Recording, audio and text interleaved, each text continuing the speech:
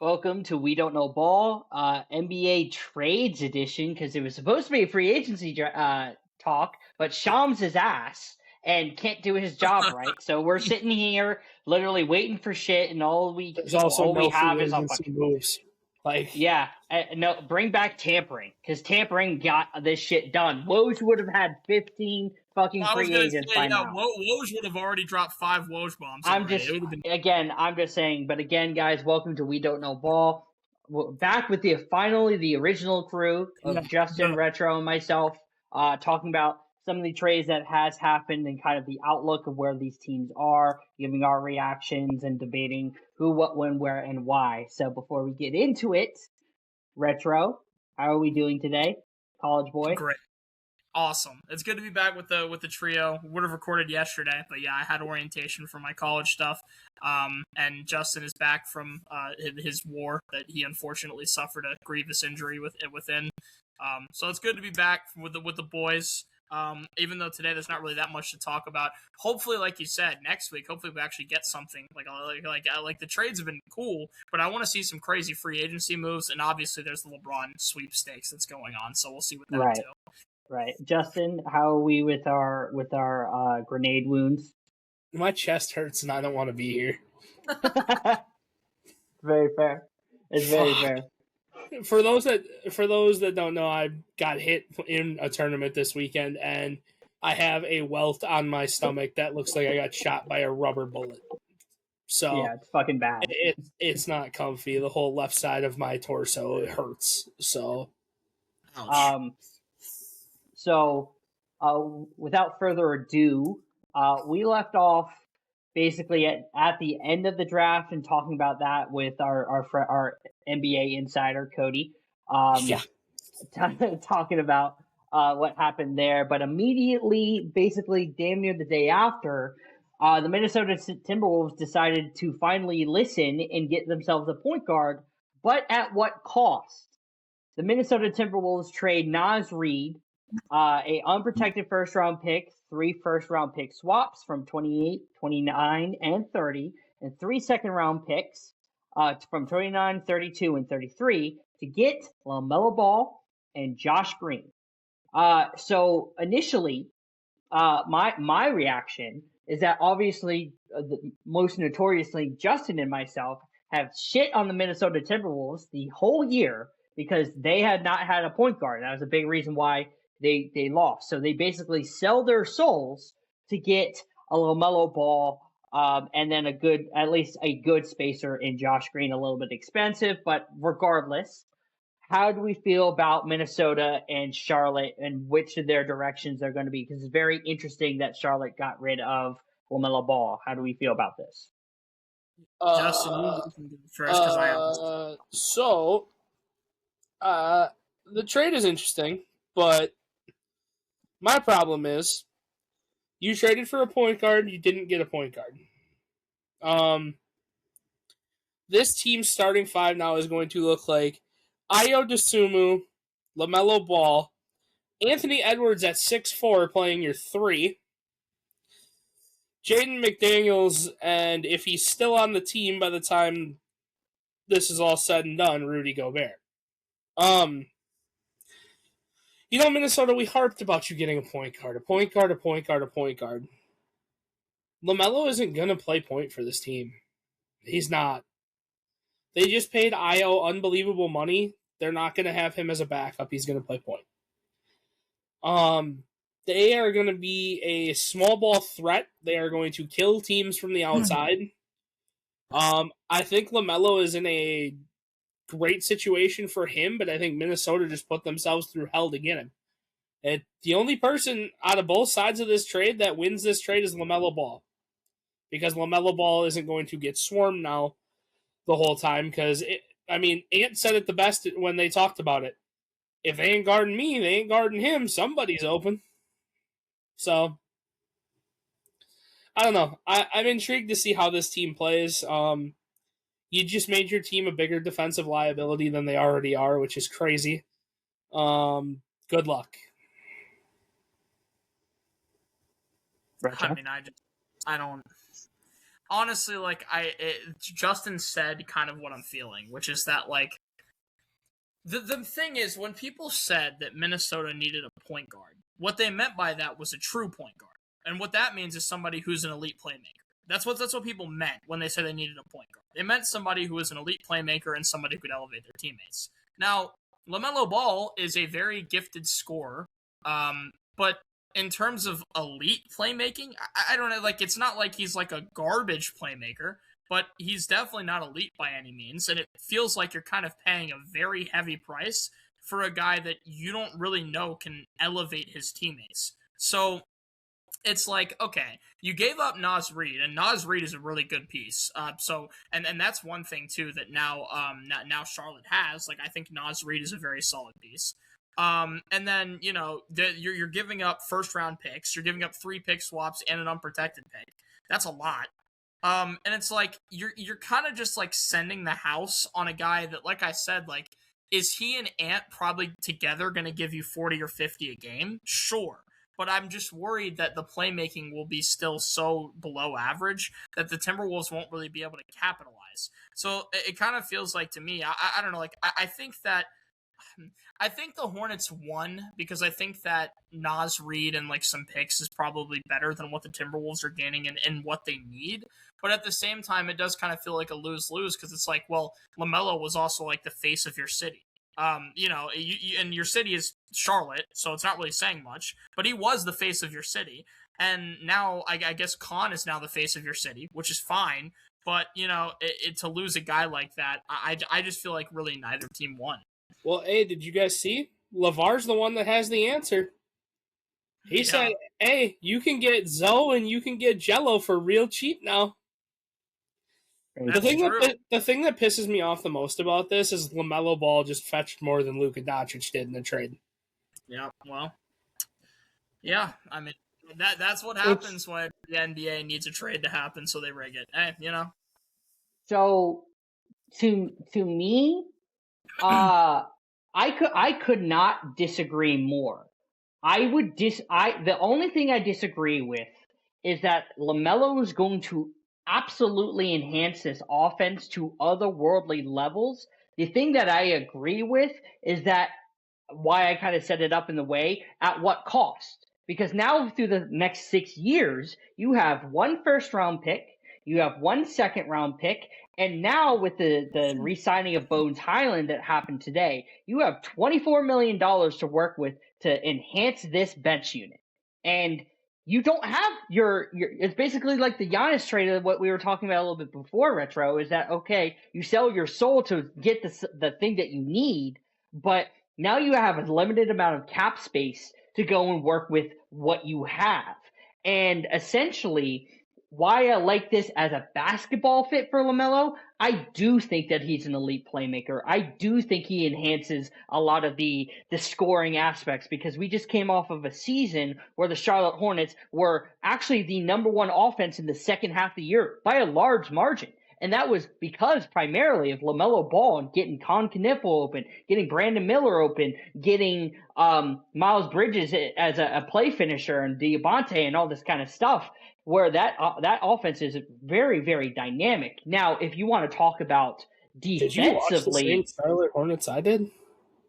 Yes, I absolutely did. It was because of LaMelo. It was not because of Khan. The whole team moved the ball well. It wasn't just LaMelo. It was LaMelo Ball. You're not going to credit Melo for being the absolute end-all, be-all of that team. There's no way. Yes, yes, you are. Please stop with the Khan stuff. Khan works well with LaMelo. So fuck you for that to begin with. Cool. So no, it was not team basketball. It was team. No, it wasn't. No, it wasn't. Yes, it was. No, because everybody, as soon as LaMelo Ball decided to be the playmaker, that very first game when he requested the immediate trade, guess what? He started passing, making better opportunities for everybody. Everybody started working as a team because LaMelo Ball decided to become a playmaker. No one else can pass the ball on that fucking team. All they can do is shoot and take contested mid-range shots. Thanks, Brandon Miller. Thanks, Con Kniffel. No one else can play make. The only reason why this is an actual trade is because the Charlotte Hornets view LaMelo Ball as a chemistry issue and his personality issues off the court. That's why he's in Minneapolis now. It's not because of his basketball ability. It's because of his off the court antics that I don't think are going to get any better, and that's I hope completely Minnesota fine. hires him a driver. I agree with that. If you guys saw the tweets of him Charlotte moving his streets car, are safe tonight, baby. yeah, Charlotte streets are safe. But as a basketball fit, this enhances somebody who's an off-ball scorer like Anthony Edwards, enhances Rudy Gobert, who still can't catch a basketball, but at least he can be utilized as a play finisher, and just he does make everybody better. And that's where I get so distraught, because I am low on this trade because of specifically the roster construction that's going to happen afterwards, because I don't know how Tim Connolly and this Minnesota Timberwolves team is going to do anything, but LaMelo Ball is now going to make that offensive situation into a great one, but now they're just not the equal kind of footing what they were last year. You lost all your physicality, you lost your size, so I think inherently you make yourself worse by making your chemistry better, if that makes sense. Because I don't think they can beat Denver. They sure as hell still can't beat San Antonio. They can't beat OKC. And depending on, to me, hot take, Houston Rockets bitch the hell out of them. I think I'll take Houston in a 7-game series over this Minnesota Timberwolves team. But I think the offense is great. It's just that their whole identity was physicality and size. They just don't have that anymore. You have 35-year-old Rudy Gobert and friends. They went from a 5 seed to a 5 seed. Like, that's literally this is the most lateral move ever. Like, I think, I love the cohesion of LaMelo and Anthony Edwards together. They're both very young. They're not even 25 yet. Your core is now LaMelo, Jaden McDaniels, Anthony Edwards, and Joan Berringer, their backup center, who's supposed to be, thank you, Top One Hoops, for this, a Giannis variant. That's clown shit. But regardless, your core is still young, and it's just now you just don't have any money to fill out the roster. Like, you're going to have to bank on dreams. Minnesota, you did a lateral move to stay from 5th place to 5th place, and the West is getting worse. So good luck. Yeah, that's where, to me, again, I'm in disagreement in terms of the basketball fit, but I'm in agreement in terms of where the hell do they go now? Because $24 million in this free agency class isn't doing shit. I don't know how they construct a roster with what they already have, let alone them bringing in extra people. Like I said, I agree. You're going to have to start Io. You're not going to put him on the bench for the money you just paid him. You just traded for LaMelo, who's going to have to start. You're not going to bench Ant. Like, this team, I don't hate the fit for LaMelo, but like I said, LaMelo is the only one that benefits from this trade, in my opinion. He gets to play with more. He gets to play with more talent and get less offensive load. I think the two biggest winners is LaMelo, and I do think Anthony Edwards. Again, I do think that he gets enhanced by LaMelo. The biggest loser in this is Khan, in my opinion. Naz Reid. Yeah, Naz Reid. I mean, depending, right? Is that now Charlotte, like, going to the other side of this trade, is that Naz really, like, he's never started before, but he is a decent spacing stretch big that plays with physicality. But now your starting lineup over at Charlotte is Kobe, it's Brandon Miller, it's Khan, it's I don't even know who's going to be their starting four there now. It might be Royce O'Neal or maybe Haynes Steinbeck, and then Naz Reid. So Naz Reid will start and Kalkbrenner will play the 5. And I'm fine with that too. But essentially, hey, Retro Shams finally released something. LOL smiley face. Yeah, and we can get into those a little bit. Zach Collins agrees to a 2-year, $17 million extension for Chicago. LOL. For the future though, for the Hornets, my question is essentially, I think the number one option there is probably Brandon Miller. How comfortable we are. I have a bigger question. What are you doing? You just showed all the promise in the world to basically play. First off, you were supposed to play spoiler. You weren't supposed to make the playoffs. You weren't supposed to. You played spoiler. Then you somehow go on a generational run to make the playoffs with that team. To be, oh yeah, we're 1 to 2 pieces away from competing in the East. Fuck it, let's blow it up. What are we doing? I don't know. I saw this stat the other day that I think this is because the Hornets do lean into analytics a lot, and I found this rather interesting. Again, and this is why I said LaMelo was primarily the reason why they got to where they were. Is because if you go and look at when LaMelo was just strictly passing the ball to everybody, their effective field goal percentage went up significant amounts. The only person that did not shoot better when he got the ball off the catch or off transition was Brandon Miller.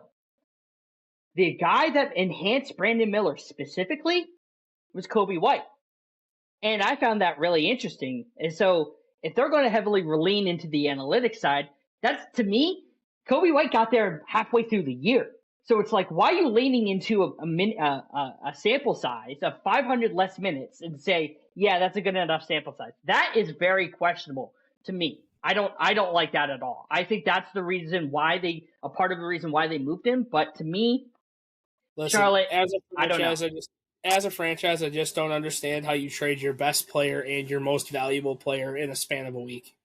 Well, we can go right into that next one if we don't have anything else with the LaMelo stuff. And Justin, I can give you full leans on this. The Hornets made a deal 3 days after to trade for Grayson Allen and Royce O'Neal in a 2033 unprotected first-round pick from the Phoenix Suns, and they gave away Miles Bridges, a second-round pick, which is a pick swap, and a 2029 first-round pick of the least favorable of Charlotte, Utah, Cleveland, and Minnesota. So, Justin, my Suns fan, how do we feel about Miles Bridges on your team? I don't know who the fuck in Phoenix's front office actually figured out that they have a job to do or found out what their job description is, but they did right for once. We got rid of Grayson Allen, who was great for us last year. I don't care what anybody wants to say about Grayson Allen's playing career, his college career, whatever. Played great for us last year. Royce O'Neal was a phenomenal off-the-bench option when healthy. Just a 3-and-D wing.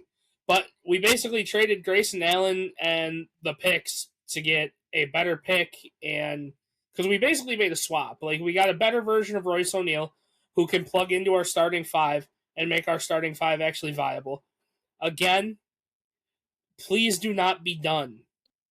I don't need a fucking LaMelo Ball caliber player. Just go get a point guard. Because as much as I love Colin Gillespie, he's not a starting point guard. You need a point guard, any point guard, a point guard. So Booker can be the 2, Brooks can be the 3, Bridges can be the 4, and Williams can be the 5. Need a point guard. Need a point guard, need a point guard. It's a great trade for us. We finally did one right. We can't be done now. We have to go sign a point guard. We have to trade our minimal fucking assets for a point. We need a point guard. Colin cannot be the starting point guard. Retro. Yeah, I mean, the way that I see this trade is basically that I think the Suns did a highway robbery. They just committed highway robbery. No shit. Yeah, I mean, it's like, so you're giving away Grayson Allen, which, like, I don't know, whatever. Honestly, like, it's whatever to me. I don't know. He's an inefficient shooter anyway to begin with, and it's just like he was only efficient when we needed to be shot back into games. If we were in a tight game, he couldn't hit the broadside of a barn. Yeah, when we were down significant, he shoot us back into it. Yeah, I'm pretty sure he shot 40% from the field this year. It wasn't great. Yeah, so I mean, you're getting rid of Grayson Allen. Actually, who cares? As far as Royce O'Neal, like, yeah, I don't know, I guess, but then you're just getting the better version of him. So again, who cares? And then you're giving away a first-round pick, what, 7 years from now? Okay, yeah, I guess, bro. 7 years down the line, maybe you regret it. In the meantime, you're getting a 2029 first-round pick, much more recent. A second-round pick is whatever, and like we said, you're getting Miles Bridges. Literally, there's like no negatives to this. I actually see no reason why this would be bad whatsoever for the Suns, and I don't know what the Hornets were thinking, to be like completely honest. I don't know. So what I think that they were looking at is Charlotte wants to shoot fucking threes.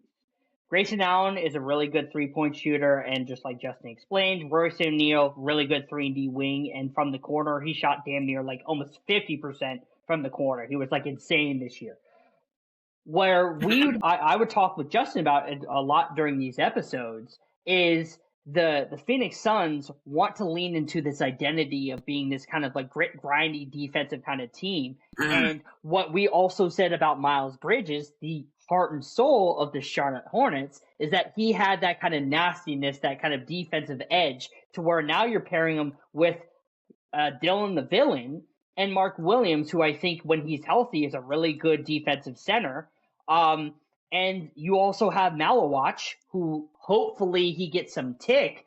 You now have a defensive identity. Again, I know hopefully probably won't happen, but at least I think this is more of an identity of what we want to be kind of trade. Is that Miles fits our identity and Grayson Allen and Royce O'Neal helps to enhance shoot more us. threes than every other team in the league, and you're not going to want to come in the paint against us. That's what our team is trying to say. Yeah, and I think, again, I'm a fan of this trade actually for both sides. I think this is actually a win-win because even though Grayson Allen and Royce O'Neal are role players, they'll be valuable role players for that Charlotte team that doesn't necessarily lose them value off the bench for shooting 40% from three and then being a corner shooter that they need somebody other than Khan being able to be a stationary or a movement shooter. Royce O'Neal is a really, really good movement shooter when he gets hot. So I like this trade for both sides a lot. And I actually called Justin IRL just to say, congratulations, you got your guy. And he was hype. There's only one thing I would change about this trade. If we could have put Goody in instead of Royce O'Neal, I would have been a lot happier. But obviously, Royce O'Neal is the better player. Sure. So it's very fair. The next trade that it went under the radar, but I think this is kind of in terms of what's probably going to happen within the next year or two. With this certain team, the Pistons add Isaiah Joe from the OKC Thunder for 2 second-round picks, and Detroit gets something that they specifically need: spacing next to Cade Cunningham. And Isaiah Joe is definitely not a starter, but he's a really good movement shooter. That is going to be for a hopefully good Detroit Pistons team in this next year for 2 second-round picks. And we all love, OKC Thunder fans, Sam Presti, love their value picks for God knows how long. But the reason why I want to bring this up is because most notably, Cason Wallace came out and said that he wants to leave after Isaiah Hartenstein re-signed and Lou Dort got his team option. My word. I'm just saying, I just think we're slowly now starting to see the trickle down effects of the OKC cycle of their good value players leaving. They're getting draft picks to reassert themselves, and now we're just going to see former OKC players around the league as we go along. So what are reactions for Isaiah Joe and these Thunder picks? Congratulations, Detroit. Hopefully he can eat into Duncan Robinson minutes because that motherfucker sucks. Well, honestly, it's like the first thing is just to comment real quick. The Lou Dort thing is so stupid. Lou Dort should have been gone. But as far as this Isaiah Joe thing, it makes sense for both sides. The Thunder are trying to get people off the books, so obviously they're going to try to get contracts off. And then, like you said, for the Pistons, you want a spacer, right? You want a guy who is a true spacer. Like Justin said, Duncan Robinson, I don't know if that's really going to cut it for you. And Isaiah Joe is very, very solid. I think I want to say this year he averaged, 42% from three or something? It was, really good. He's a really good movement shooter. So, I mean, on a Pistons team where spacing is probably your biggest concern, honestly, that's going to be very helpful. I think it just makes sense for both sides. Thunder want to, like you said, they get their stupid value picks because Presti is like a mad genius. And then they also get a contract off the books, and the Pistons get a spacer. Makes sense to me. Since joining Oklahoma City, Isaiah Joe hasn't had a season below 40% from three. This year is 42.3 from three. I mean, that's just crazy. He's just a phenomenal guy. He's just great. Speaking of the Pistons, another trade that they had, I'm working a little bit backwards here, but I promise this is going to make sense. Beef Stew. Beef Stew is your newest Memphis Grizzly. And again, Pistons fans, you got your shooter, but you lost your enforcer, arguably with this trade, and the Memphis Grizzlies have to give up 3 second-round picks. This actually happened on draft night, but we did not get to cover this during our monologue with Cody. So, how do we feel about Detroit getting Isaiah Stewart from Detroit? Because I think this is a interesting fit, to say the least. It doesn't change my perspective. Memphis is going to lead the NBA in 2-point field goals this year with a fucking sub 25 win season. Between Boozer, Edie, and Isaiah Stewart, oh my god, you have the most clogged fucking.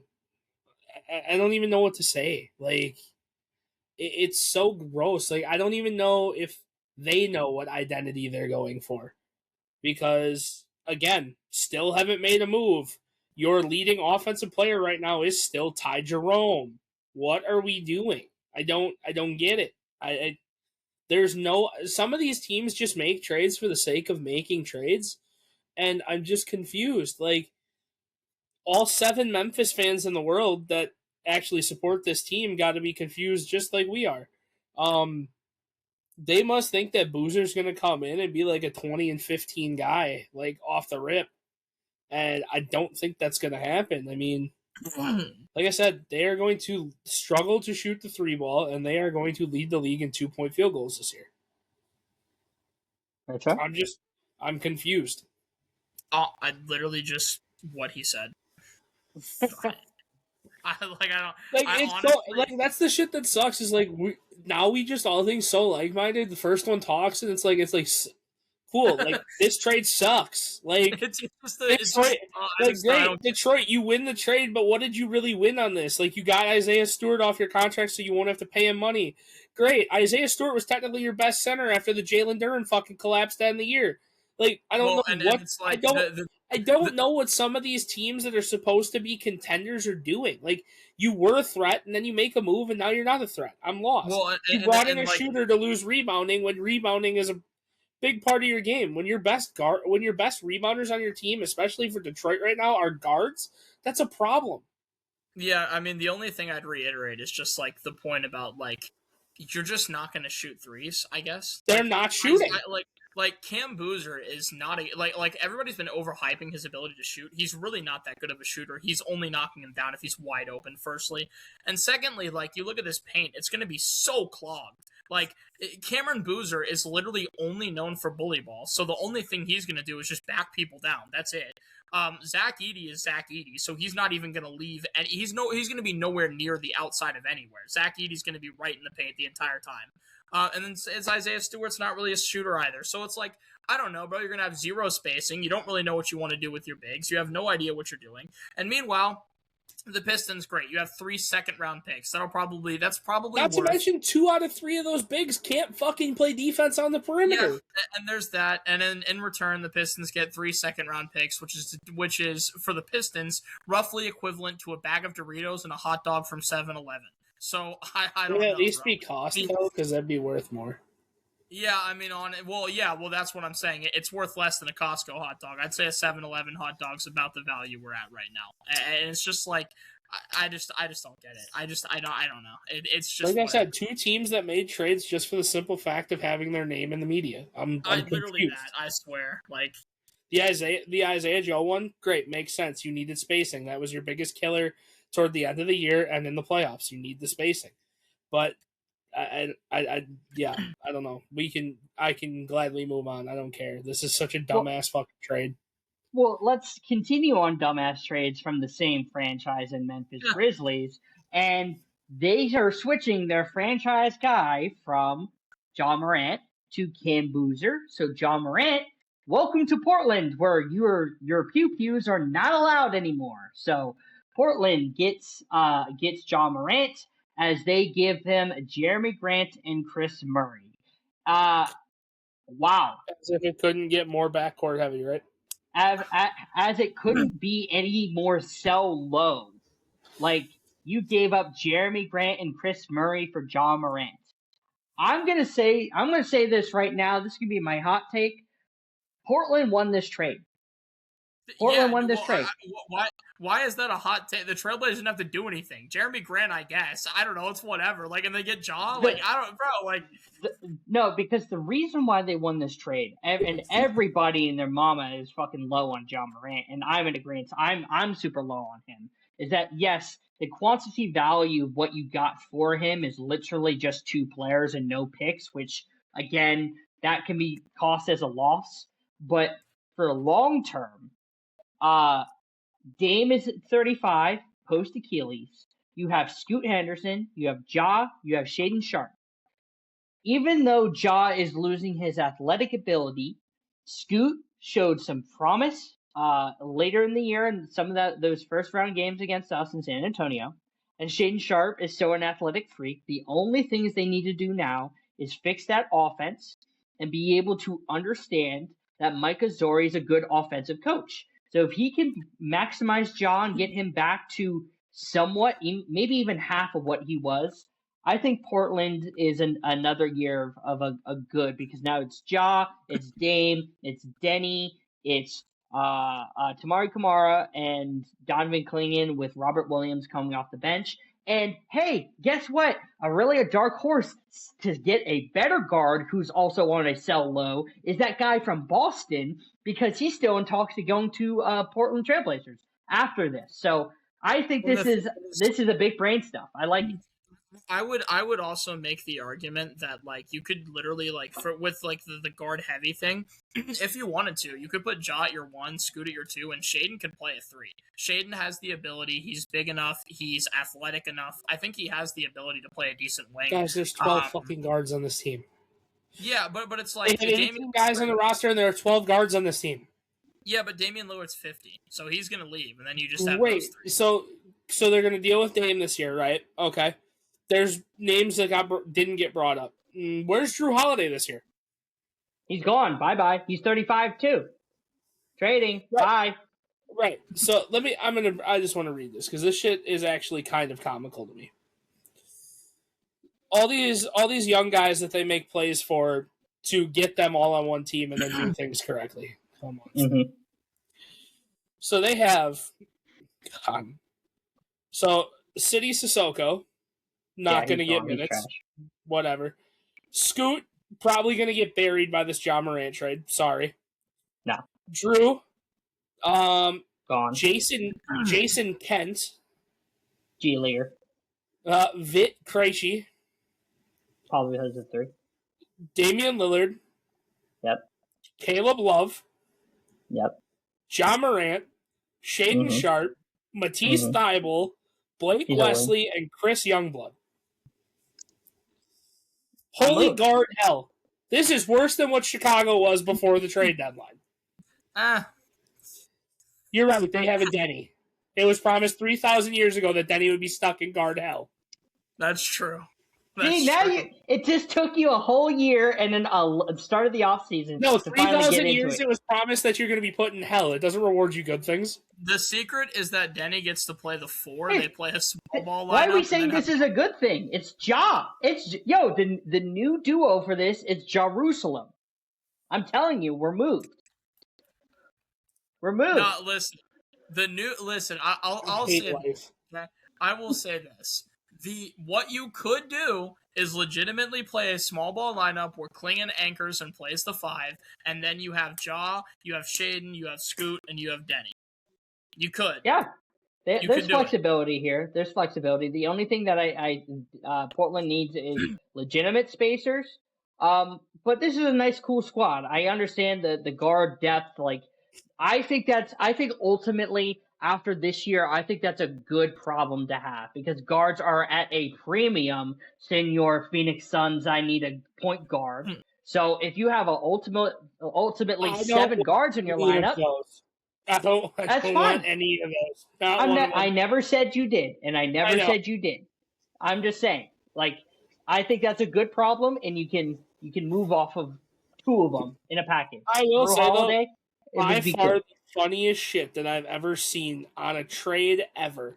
Shams tweeted this out. The first person to respond goes, "What is Memphis doing? Do they think they're building around Triple J?" I about launched my phone out the window. What do you Yep. mean building around Triple J? He hasn't been with the team for 4 months. I'm telling you, people are just don't stick up anymore, bro. It's Also, nasty. real quick, Dean Wade signed with the Sixers. That's a good signing. No That's a legend. good Dean signing. It's a Dean Wade. 4-year, $39 million deal. No, known you That's packed him every year in my team, even if you didn't realize it, Dean Wade. Yeah, that's Yeah. true. Shout out to Philly for getting Dean Wade. That is a great pickup for them. Spacing the floor off the bench, he can even start somewhat in some of these 4 lineups. years, $39 million is crazy. So Jules, that brings us to the final trade that we wanted to discuss. Evil laughter. Oh boy, the hired gun is back in the East, boys. The hired gun, Toronto, gets Kawhi Leonard for fucking Brandon Ingram, Grady Dick, and 2 first-rounders and fucking Vietnam times. Who gives a fuck? They got Kawhi fucking Leonard. Toronto, Scotty, Colin Murray-Boyles, Allen Graves. All they need is a point guard. All they need is a center. This is a dangerous team. I'm buy Toronto stocks now, baby. Is it too late to get Fred VanVleet back to be their point guard? You know what's funny? Let's get Freddie back. Let's get OG back. Let's get Pascal back. Bring the boys. Get Kyle out of retirement. Yeah, literally, we just saw 2016 reunion with LeBron and J.R. Smith, and then why not the 2019 Raptors? What the fuck is Marc Gasol doing? Well, and so the way that I see this is don't start that. This is the way I see this trade.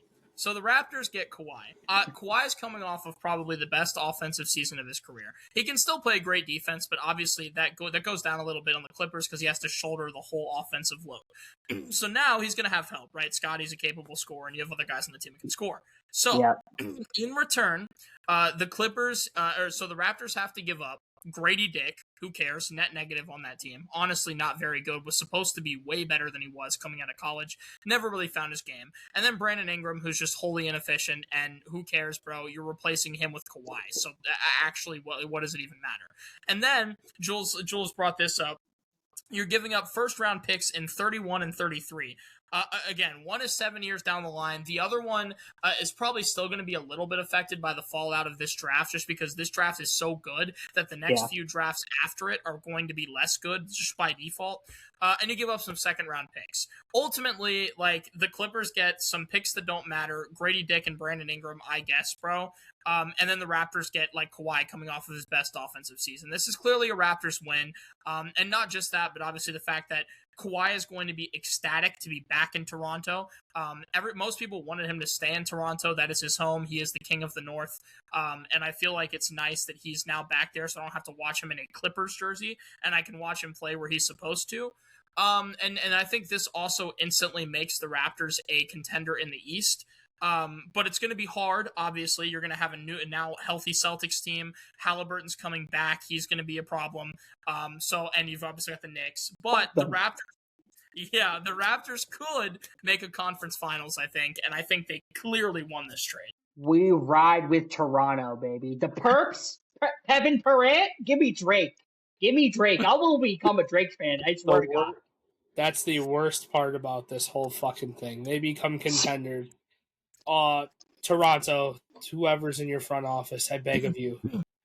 Drake needs the John Halliburton treatment in the worst way possible. Yes. That man should not be allowed to be courtside. That man should have to be in a box. Because you know that in the next year we're gonna get 1 million Kawhi Leonard bars. Like it's gonna be the nastiest. He already posted on his fucking Instagram story. Can't be worse than his last 2 albums. Literally. Dude, it's bro. Instead of Iceman, it's gonna be like his next album's gonna be called King of the North. And hey, this is why you buy. This is why you buy stock in Bitcoin the year prior to the boom, because this is what happens. It's booming now.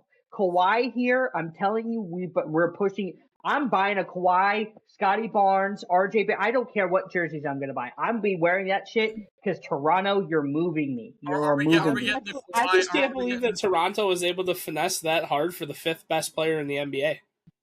Jules, are we getting the Kawhi Roth IRA here? Are we investing? Yes, we are we are investing in his Roth so we can plant trees in Canada. Absolutely, absolutely. So then we're taking our stock that we had in the Jazz, we're liquidating it and passing it to Toronto. Whoa, hey, correct. whoa, hey, We're not liquidating it. After they re-sign Nurkic, fuck them. Utah, you had my heart for 10 seconds, and then what do? You trade the lethal Walker Clayton Jr. Hey, no, listen. No, that's right. You should be on board with me. They traded Clayton, and it was over. Then they re-signed Nurkic, 2 years, $27 million. It's over. Utah's dead and buried. Goodbye. No, hold on. Here's the thing. They got DP, okay, and he's going to be really good. So they have him. Okay? They got who? Darren Peterson. Yeah. Right.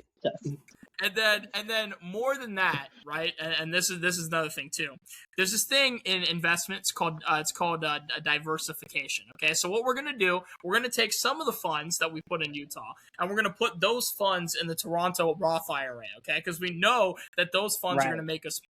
But we still have a risk in Utah that might pay off. The way you're talking, bro, they can diversify your fucking throat in the locker room. Jesus Christ. Okay, bro. I don't care. It's my offshore account, dog. I don't care. I'm going to be rich. Exactly. I'm just going to be rich. So that's most of all the trades. The last two things that I did want to talk about these, and I don't know how you guys feel. This is kind of sporadic, but this has been the two talking points for the past couple days. And I'll start it off with our favorite SWAT team guy in Rich Paul and LeBron James. LeBron leaving the Lakers. How do we feel about that and all this kind of stuff? I'm going to tell you right now, whoever is printing this fucking fake news about LeBron and AD to Golden State to form a Big Four, you're delusional, and I know Plato is behind this somehow, some way, somewhere. I was going to say. No shot in hell. Here's the thing. First thing, I'm not even going to touch on the LeBron part first, because if the Wizards move on from Anthony Davis before even trying what they did to make this team, to get the first overall pick, to get Trae Young, to get doing all these things to not even give it a chance, well, you're just dumb. I would try. Second of all, LeBron James.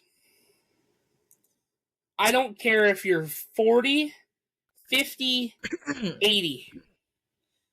I don't care if Steph Curry is 40, 50, 80.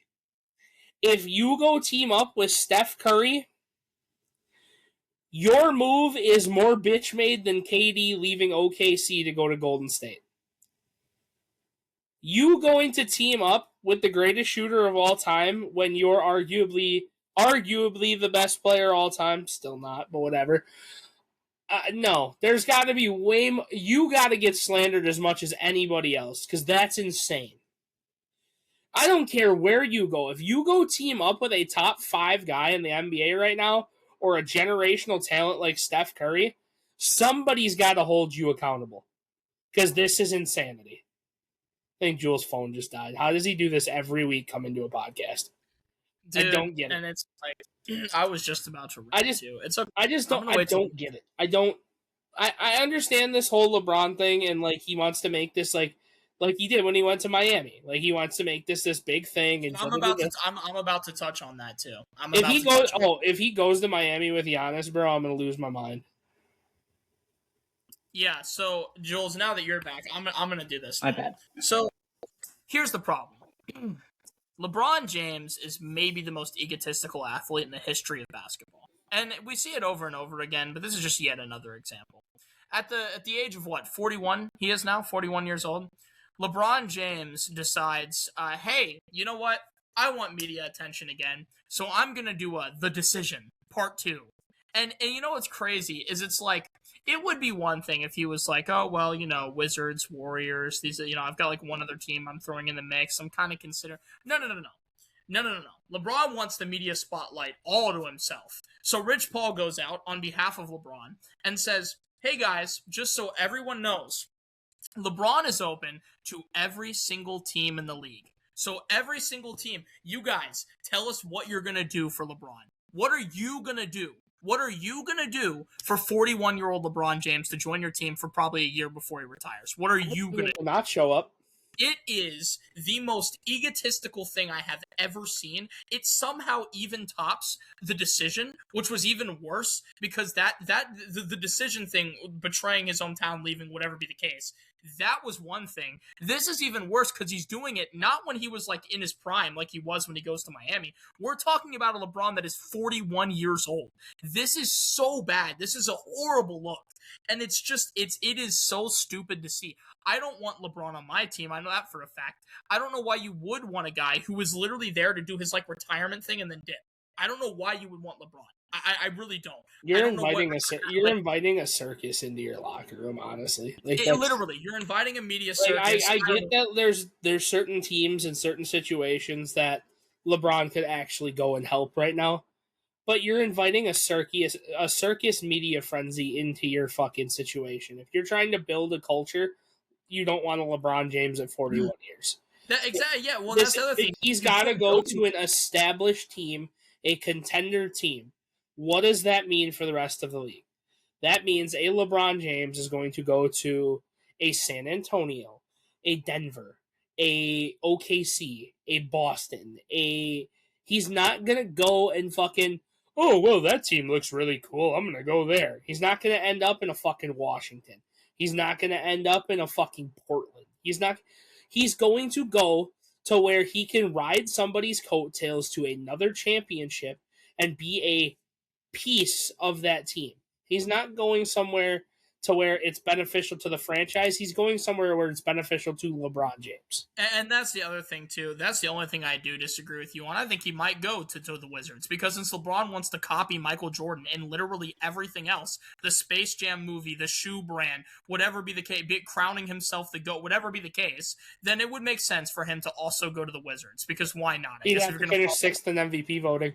Yeah, dude, why not? I mean, hey, listen, he took the number 2. He took everything. So to me, this is just a big media show, all for LeBron to spend one more year in the league. He said, I'm pretty sure there was a thing last year where it came out that LeBron didn't want a retirement tour. That was a lie. That was just a blatant lie. He clearly does. And not only does he want a retirement tour, he wants teams to roll out the red carpet for his retirement tour. That's what he wants. It is absurd. It's crazy. If it was anyone else other than LeBron, everybody would be all over this. But because it's LeBron, he gets away with it. Do you think that team also has to sign Bronny? Yeah, probably. It's probably part of the package deal. And they have to. They got to buy $1 house too. The Lakers fully guaranteed Bronny's contract, so he is not moving with LeBron. He will continue to be a Laker. No, I see why I bring it up is because obviously LeBron has been out, and reports have said, he's heavily considering the Warriors and joining Steph. And it's speaking of reunions with Kawhi. He's also been heavily linked to going back to obviously Cleveland as well as Miami. I just think for a 41-year-old LeBron James who wants to retire probably in the same state that he has lived in for the past 8 or 9 years, I don't see him trying to realistically move himself and his family across country, regardless of how rich he is. I think he stays here in California. He's not going to be on the Lakers, but I do heavily think that he'll probably be a Warrior. Or a King. I just don't see somebody at his age wanting to leave like that. I think it's all performance. I do agree with that. It depends. You're discounting LeBron's ego. If a team rolls out the red carpet for him enough, he'll be, you know what, Savannah? Family, we're moving. We're out. They're ready to roll out the red carpet for LeBron. You're also discounting his theatrics. For all you know, he could re-sign with the Lakers when this is all said and done. That could happen too, which would be insane. It's fair. It's very fair. The other thing that I wanted to talk about is stemming from the Giannis trade to Miami. The other team that came out to be the biggest losers out of that was the Celtics. They were the other team involved with the Giannis trade, and it came out that their package was Jaylen Brown, Hugo Gonzalez, Baylor Shireman, and 2 first-round picks. And the Milwaukee Bucks ended up denying it. However, the backlash of that has been ripplings between the relationship of Jaylen Brown and the Boston Celtics, as Jaylen Brown has not demanded a trade, but he is working, or like the Celtics are working hard to get him out of Boston. And there's been a lot of stuff that has came out, and it's like the battle of analytics. And I know us three all have our opinions on analytics, but there's 2 sides of this, because Bobby Marks came out and said that somebody told him that directly because of analytics, Jaylen Brown can't be even your 7th best person on your team, which we all know is bullshit, right? Even as an analytics guy, I can't even say that. That's just funny. But at the same exact time, when people are going to clown that, they're going to sit there and say, well, he's the best 2-way in the league. And I think that's equally crazy, because there's no way you're telling me he's a better 2-way than 34-year-old Kawhi Leonard or 22-year-old Victor Wembanyama or like that kind of stuff. You're not sitting there and saying that. It's probably, you can make a case for it, but that's eye test. And my eye test tells me he doesn't play defense anymore. So my question is, leading up with all that context, is Jaylen Brown going to get traded? And if you believe so, for who? And what are the ramifications going forward? Because Jaylen Brown does, I think, have an ego, but a lot of the stuff that is happening with his case specifically is, I think, ramifications for how basketball is going to be viewed going forward. Can you please repeat your questions? Is Jaylen Brown going to be traded? If you think so, who and where and why? And from these conversations from the analytics and Jaylen Brown, do you think the basketball viewership is going to be viewed differently of how basketball is in general going forward because of the ramifications of the war versus analytics? Retro, let me go first, because I'm going to give a short, sweet, and definitely rage baity, but how I fully believe answer. Yes, don't care. Get your popcorn ready. Nobody cares because it's just Jaylen Brown. Move. Yeah, I mean, so actually, can you repeat the 2? Because I need to refresh. Is Jaylen Brown going to get traded? Where is he getting? Who is he getting traded? Where is he getting traded to? And because of the analytics, will this change that out? Basically, the outline of basketball. Yeah. Which is why I said yes, no, and don't care. Like, honestly. Okay. Is he getting traded? Yeah, probably. But needs to be. Yes, I would say he does at this point because of the relationship. But the thing is, like, him and Tatum work well together. I think the issue is that he's been in trade rumors for so many years, and this one kind of felt the most real to me. And I don't know how bad the relationship is, but I imagine it's probably pretty bad. As far as before you go on, Retro, there has been a lot of reports saying that he has sat down with the front office just to have conversations. Just to be there has been conversations from him and the front office. Just to be clear. Okay, yeah, and I also think this probably does have a huge hit on his ego, being in these conversations all the time. Even though there will be some people on TikTok that tell you Jaylen Brown does not have an ego, or that he does, but it's not that big. He certainly does. It's very clear. In terms of where he gets traded to, that I don't know. I really thought it was going to be Boston, and then because it didn't happen, I don't. Portland. I don't know. Maybe Portland does it. Like, it's just like I don't know. I don't have a guess yet. I think it's now that the Boston thing has come and gone. I think that we're gonna have to wait and see, like, because obviously we're gonna hear a lot of rumors in the next week probably. So once that week comes and goes and we hear rumors, then we'll probably have a better understanding. In terms of, like, is this analytics stuff going to change basketball? I saw somebody bring up a really good point on Twitter that I think was interesting, where somebody said before analytics, Josh Hart wouldn't make a roster. Josh Hart is like a 6'5" guy playing power forward. He's not overly athletic. He doesn't have a lot of like the intense traits you want to see, great rebounder, great score, whatever be the case. But the analytics show that the team is much better with him on the court. He's a great glue guy. He does a lot in terms of hustle. And the analytics are why he's in the league and why he just won a championship.